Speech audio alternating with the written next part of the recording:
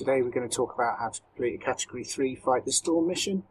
Works exactly the same way as any other Fight the Storm mission, except instead of one atlas you've got three, hence Category 3.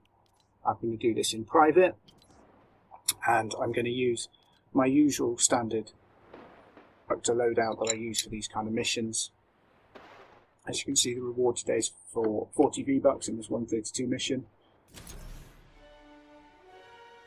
So in the lead I've got Base Kyle, with the Lofty Architecture, 84% additional building health.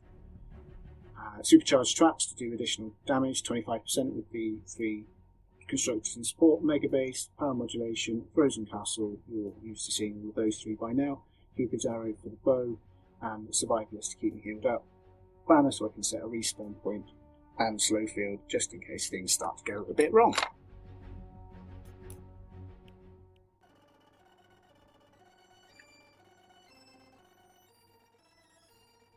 So I've loaded into the mission, and I'm going to need to find 3 Blow Glow in order to complete this mission. 3 atlases, 3 Blue Glow. Search the zone for the targets and place those atlases. So whilst I'm looking for the Blue Glow and the atlases, I'll just run around. I've already spotted the atlas up ahead. Drop the atlas on the target when you're ready. You can see there's 2 of them, and the 3rd one's on the mini-map as well. So they're all close by. Just clear down these animals so they don't get in the way.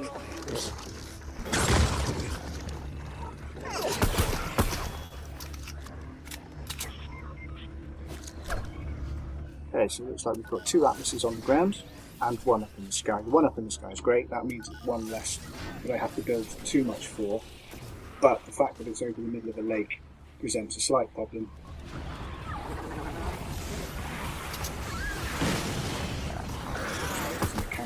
As well. That's just going to keep getting in the way, so I need to get on and clear that down early on before it becomes a problem.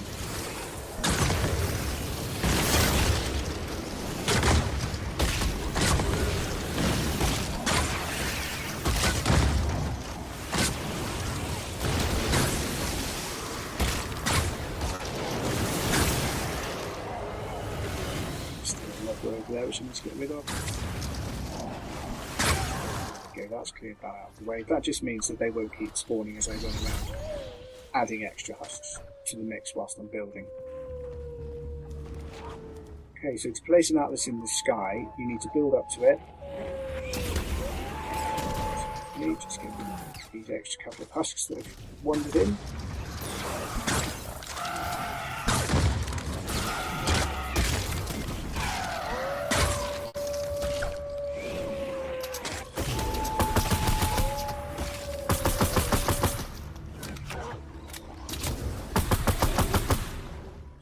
Rubbish aim. Okay, so to place an atlas that's in the sky, you need to build up to it.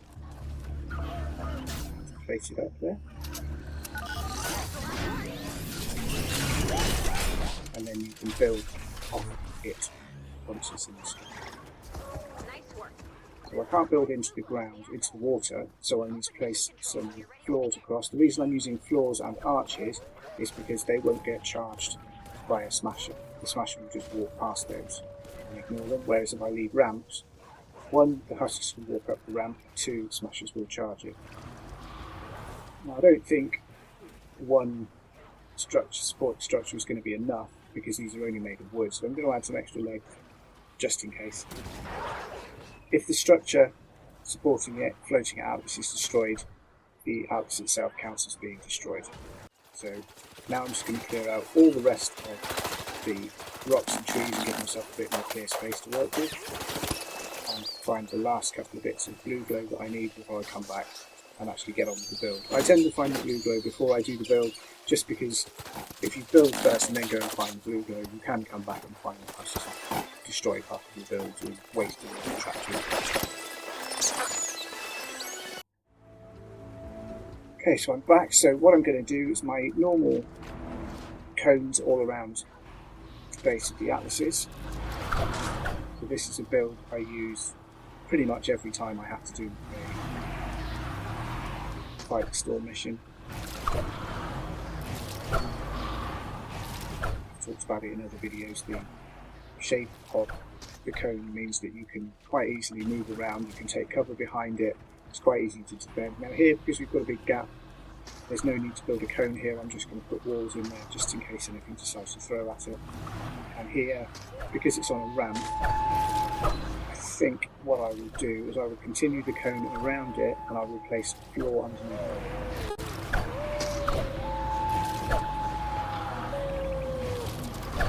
So again, I could just put walls there, but because of where it is, I'm going to put this floor and I'm going to put a trap on that floor to stop any husks standing bashing on it so they will walk out. Now, because these two are fairly close to each other, I should be able to place my base in such a way that it covers most of both of them.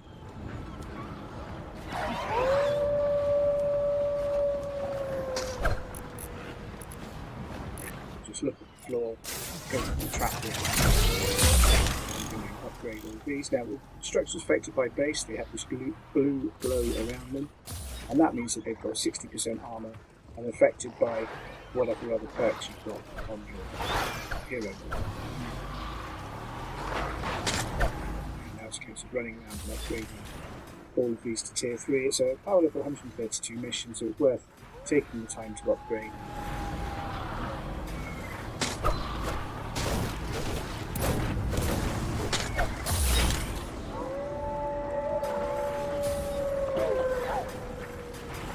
Gives me a chance also to check that all of the important structures are affected by the base. Now, on top of the cone, I'm going to place these wooden floor pieces, and that gives me something to use the various traps that I'm going to use. I'll do the same on the other side as well, just with an arch to support them. Again, the arch won't get targeted by smashes, it'll just get ignored. Just let me move something like that. Top. You can see here that some of these roof pieces are not affected by the base because they're too far away. So the way that the base works is the number of connections. It's not a distance thing, it's the number of connections. It has to flow through from one piece to another. So by just placing an extra arch on each one, I've increased how many pieces are within 4 tiles of the base. Normally it's 3, but because I've got mega base in support, it's 4. I have mega base in lead. I believe that's 3 to give you a total of 6. Just going to upgrade these. They're only wood, so they're quite flimsy, but they're cheap, so I might as well upgrade them anyway, just to withstand anything that might hit them. Propane tank exploding, or a pitcher throwing foam at it, or whatever.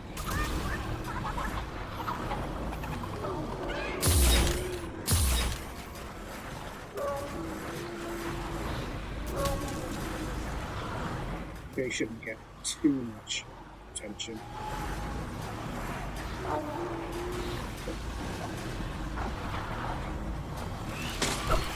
Put a cone over the top of the base as well, so Hush will try and hit the base. So if you put a cone over, at least they've got to damage the cone out of the way first to give it time to pop it off. Okay, so now I'm going to put a ceiling gas trap in the middle of each of these pyramids. The reason for that is any husks that climb up and stand on the top to bash their way in will get constant damage from those. One.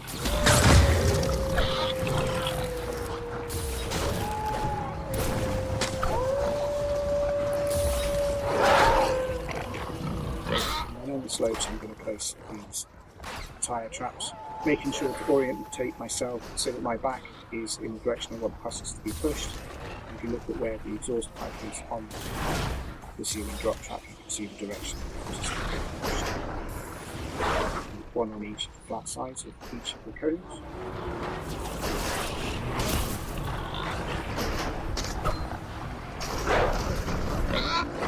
And then in these corners I'm going to use ceiling electric fields just to do damage to any husks that might wander over towards the side, and they will also hit any husks that walk up the flat sides.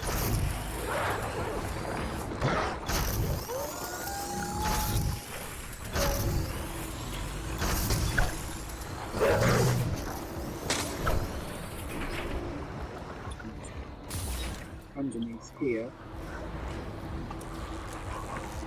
going to, well, on top of here, I want to put some more ceiling drop traps just to push away any husks that might come wandering out. to try and bash on the underside of this cone. We're going to use lower power level ones here. The idea isn't necessarily to kill the husks here, it's just to push them out of the way. And we use quite a lot of these, just on this piece of uneven terrain, because it's going to be difficult to place many other types of traps. But remember to upgrade that, place an electric field on level 2. That just means any husks that do manage to get to that point should get hit, pushed out of the way as well. And then these floor spikes here, these have got heel fields attached on them, just in case any flingers decide to, or levels decide to throw their bits and pieces against them to make sure the base stays connected.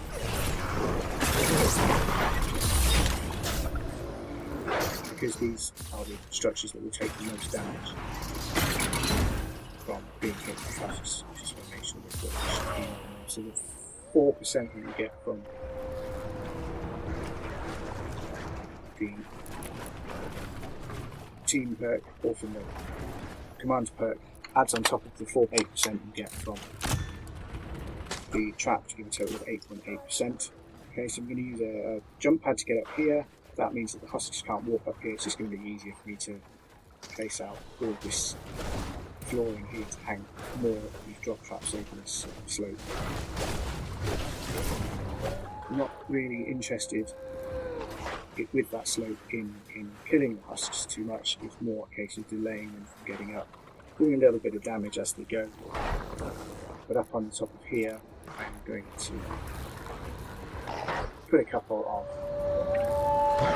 anti-air traps. These are double damage, double reload speed, durability, healers builds attached. They should be strong enough to do significant damage to any husks that are thrown up here by flingers, and they will also take care of any lobber projectiles that get chucked up here as well. So I'm going to use quite a few of them up here.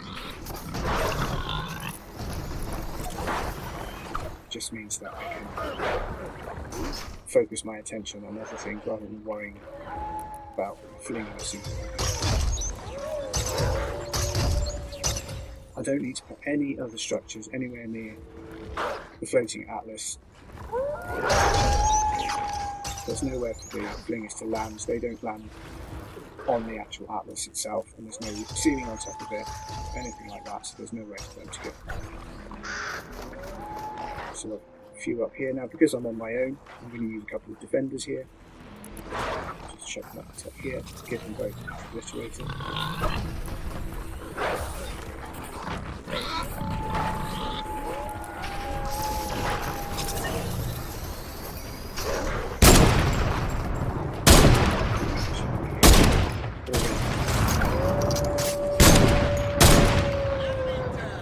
Okay, so that's my basic defences done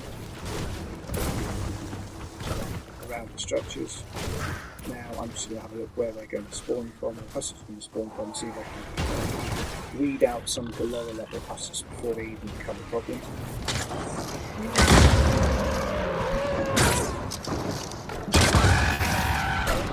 So we can spawn where those grey tendrils are, so I'm just going to clear out a bit more of the environment.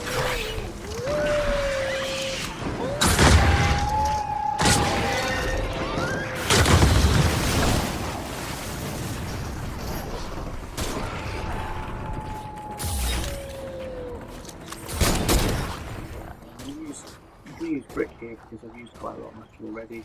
Husks probably won't be hitting this, so it doesn't matter that it's brick in a water storm.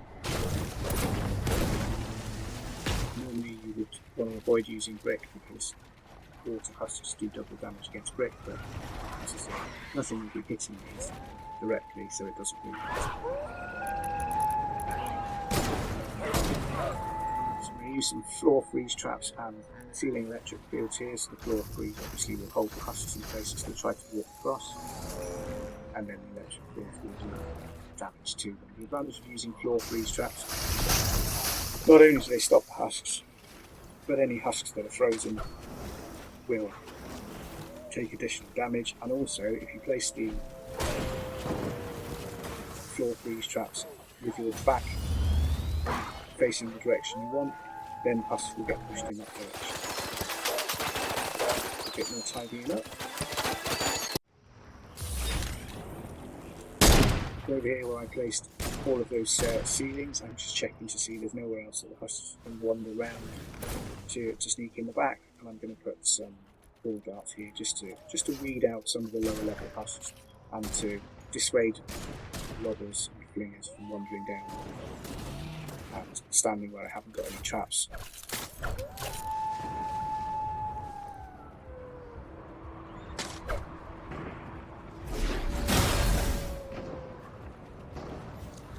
Again, I don't expect those to take really any direct damage, so I'm not going to worry too much about upgrading material.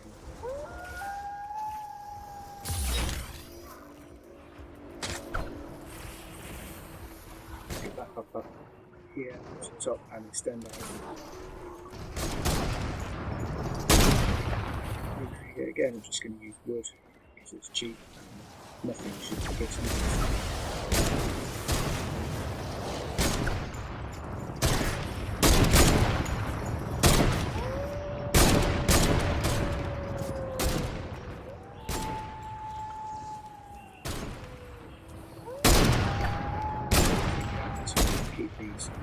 These heights high.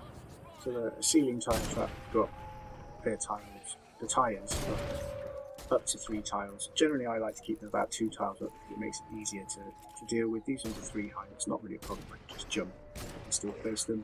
Remembering that I want to push the husks down the slope, so I'm standing with my back to the bottom of the slope. There's a bit less directionality when the tyres are quite that high, but I still have directionality. Can't quite place that one how I want. Place this one again, pushing away from the amp, and these ones I'm going to push them back. These ones at the top I want to push them down the hill. So the whole idea is that the husks just keep getting pushed away towards that back corner. And that just means propanes won't be able to throw their tanks, lobbers won't be able to stand there and just throw. Okay, so now I'm going to start the mission. I'm pretty happy with the defences and we'll just see how we get on. Okay, 8-minute defence, just the same as the other Fight the Storm mission. Seems to have a mixture of nature husks and fire husks. It's not really a problem. See these traps are husks. Deal with a lot of things, and any that get past there should get taken care of quite easily by the traps builders directly around. If you look on the mini map behind, lots of husks getting pushed away. I'm going to place down my banner just in case I get killed, so that I can respawn quickly and get to the objective.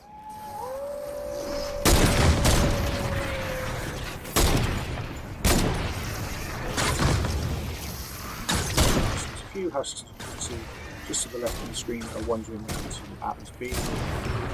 There's such a small number of them, the snipers on the roof taking care of them, and also any traps around the objective should be any that manage to get past.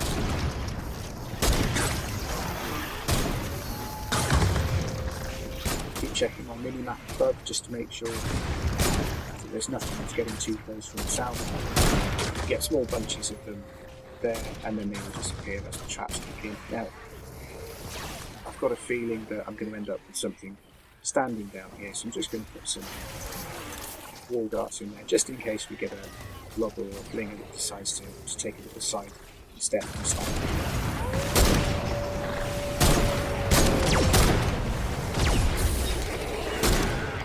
See snipers and the entire traps. Pretty effective down there. Remember, they're only power level 77 traps. Just goes to show you don't always need to use the max level traps, and you don't need to use hundreds of traps.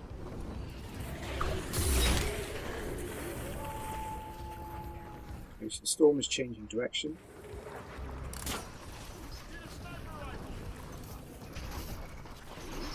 Need to give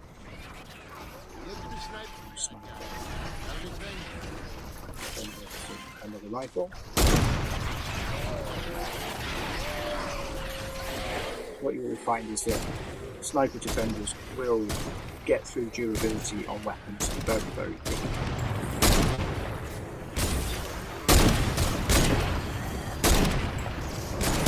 Okay, so they're still trying to come from that tyre trapped slope, but they're getting dealt with there. I'm really not worried.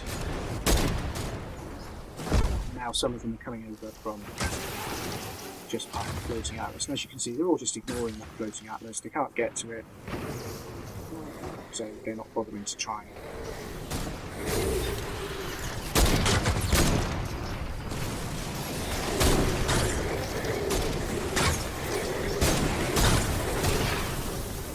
That tank, as you saw, bounced off the side of the pyramid,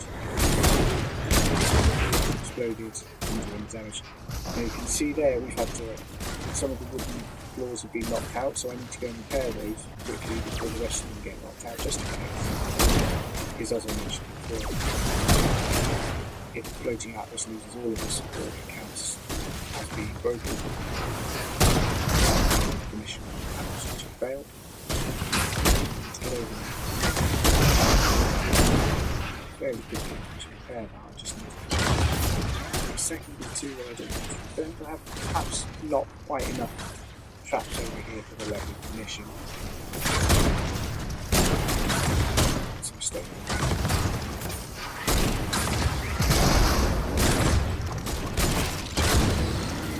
Still enough to maintain defense.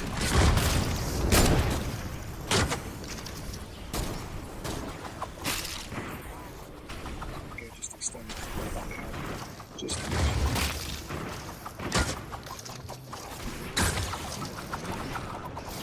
See these as well. It gets destroyed, so I'm just going to put in some extra resilience here.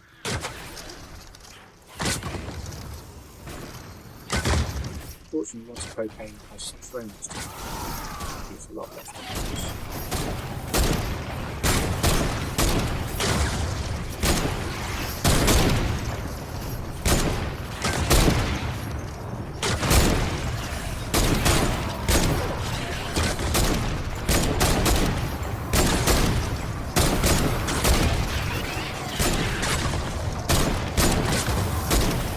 Smasher here. Now, power level 132 Smasher is not easy to kill. They can do quite a lot of damage and they can take a lot of punishment. Fortunately, this one seems to have got himself stuck in water, so he's less effective. I'm just going to switch over to this. Smasher mini boss as well, and this one is Ricochet and Vortex, so he's going to keep pulling me in. And I can't shoot him. And it seems that Smasher that fell into the water has managed to somehow get himself inside my atlas. So this is going to be a little bit tricky because I can't actually do a lot of damage to him, and he's going to keep hitting my structure. So what I've got to try and do now is keep an eye on what he's hitting, hope that my traps on the other amps stand up to things, and repair this one as quickly as we can. As you see, the vortex keeps pulling me in. Just going to edit a structure to place over where he's bashed, put the slow field down to stop being crushed, and the ceiling traps are unaffected by the smasher, so they are still continuing to push huskers away and do damage to them. But again, that smasher has made a hole, and as you can see, the huskers are heading towards it rather than going anywhere else.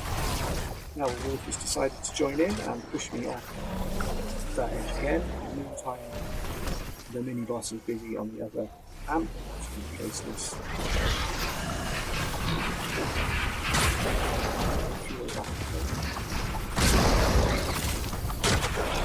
Unfortunately, it's not getting a chance to fully form before getting bashed, so I'm not going to be able to upgrade it, and that smasher just continues to destroy things within the pyramid. Now, I've done nothing about that mini boss at this point in time. It seems that the husks are too busy trying to get to this amp, so I can just ignore that mini boss. It's probably doing a lot of damage over there, but the traps, as you can see from the health bar, are slowly whittling down. I've only got 30 seconds to go. I'm not going to bother trying to kill the mini boss. I'm not going to bother to try and kill the smasher. I'm just going to come over here. Try and make sure that I don't fail. The smasher's now finally come out of the amp. And straight away back in to try and bash through to put it all back in.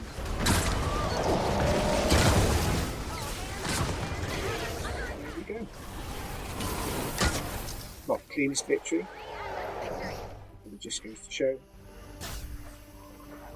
you can still beat the mission even with smashing out. Thank you for your time.